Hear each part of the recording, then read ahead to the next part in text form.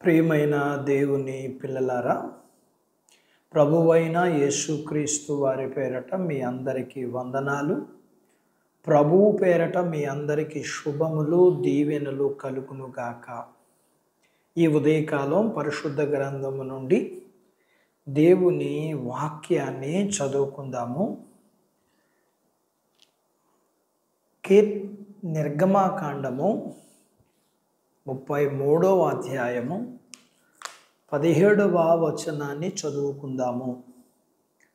నీ మీద కటాక్షము కలిగినది. దేవుడు తన మాటలు మనందరి కొరకు దీవించును గాక. ఆమేన్. ప్రియమైన దేవుని పిల్లలారా, దేవుడికి మనం అంటే ఇష్టం. మనల్ని బట్టి సంతోషించి మనలను అంగీకరించి దేవుడు మన విషయములో త్యాగం కలిగిన వాడు, మన మీద తన దయ, కృప, అనుగ్రహం కలిగిన వాడు. దేవుడు మన మీద తన కటాక్షం చూపి నీ జీవితంలో కలిగిన ప్రతి కష్టమైన, క్లిష్టమైన పరిస్థితుల్లో మనకు బలము అనుగ్రహించును. అందులకు మనము దేవుని కటాక్షము పొందుకొనున్నట్లుగా పశ్చాత్తాపముతో దేవుణ్ణి వెదికే మనసు కలిగి దేవుణ్ణి వెంబడించాలి. అప్పుడు దేవుని కటాక్షం మన మీద ఉండి దేవుని దీవెన, దేవుని అభిషేకం, దేవుడిచ్చే తృప్తి, దేవుడు జీవమును అనుగ్రహించును. ఎవరైనా సరే, ఏ స్థితిలో ఉన్నా సరే, దేవుని పశ్చాత్తాపముతోనూ దేవుని దగ్గరికి వచ్చి ప్రార్థించి దేవుణ్ణి వెతకాల. అలాంటి వారి మీద దేవుని యొక్క కనికరం, ఇంకా దేవుని కటాక్షం వారికి కలుగుతుంది. ఇంకా దీనికి సంబంధించిన లేఖనపు రుజువులు లేఖనాల్లో చూస్తాం.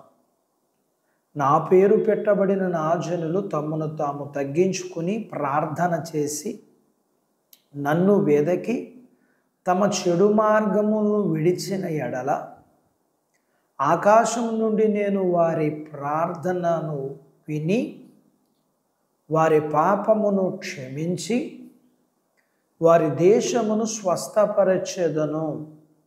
ఇలా చేసినప్పుడు దేవుని కటాక్షము మనకు కలుగుతుంది. దేవుణ్ణి మానవుడు ఏ విధంగా జయించగలడు? నరుడు కంటే దేవుడు శక్తి కలిగిన వాడు కదా. ఆయనతో పోరాడి ఎవరైనా గెలవగలరా? దేవుణ్ణి గెలవలేమన్న సంగతి మానవులకు అర్థం కావటం లేదు. అయినా సరే దేవుని కటాక్షం కలిగిన వాడు కదా. అందుకు దేవుడు మానవులను కొన్నిసార్లు వారితో కలల ద్వారా మాట్లాడి వారు గ్రహించినట్లుగా వారి కన్నులకు ఆశ్చర్యముగా వారు చెవులను తెరవజేసి తన ఉపదేశం ద్వారా వారు మరణములోకి, నిత్య నరకములోకి వెళ్ళకుండానట్లు వీరిని సరిదిద్దుతాడు. అందుకు మానవులు దేవుణ్ణి బ్రతిమలాడుకున్నప్పుడు ఆయన వారి మీద తన కటాక్షము చూపి వారిని బట్టి సంతోషించి వారి మీద తన కటాక్షం చూపి వీరిని నిర్దోషులుగాను నీతిమంతులుగాను చేసి వారిని ఆశీర్వదిస్తాడు. అట్టి బాధ్యత మానవులందరికీ కలుగునుగాక. ఆమేన్. దేవుడు తన మాటలు మన అందరి కొరకు దీవించునుగాక. ఆమేన్. ప్రార్థించుకుందాము. నాతో పాటు ఏకీభవించండి. మమ్మలను మిక్కిలిగా ప్రేమించిన మా ప్రియ పరలోకపు తండ్రి, మీ పరిశుద్ధ నామమును బట్టి మీకు వందనాలు. ఈ ఉదయకాలం మీ పాదాల దగ్గర మీ లేఖనాన్ని నేర్చుకోవడానికి సహాయం చేశారు. మా మీద, మానవుల మీద మీ కనికరము, కటాక్షము, అందును బట్టి మేము మీ పరలోకపు భూ సంబంధమైన దీవెనలకు పాత్రలుగా మేము ఎంచబడినాము.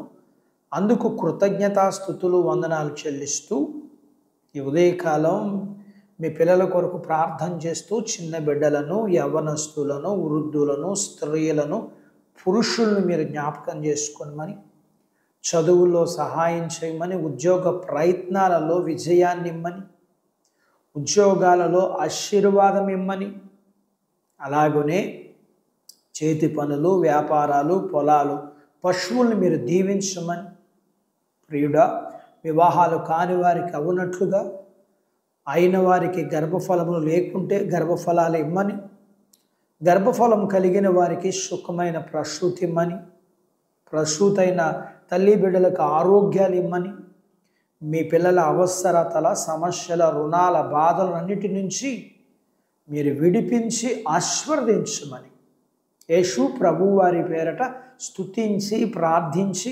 అడిగినవన్నీ పొందుకొని ఉన్నాము తండ్రి. ఆమెన్. దేవుడు మిమ్మల్ని దీవించునుగాక. ఆమెన్.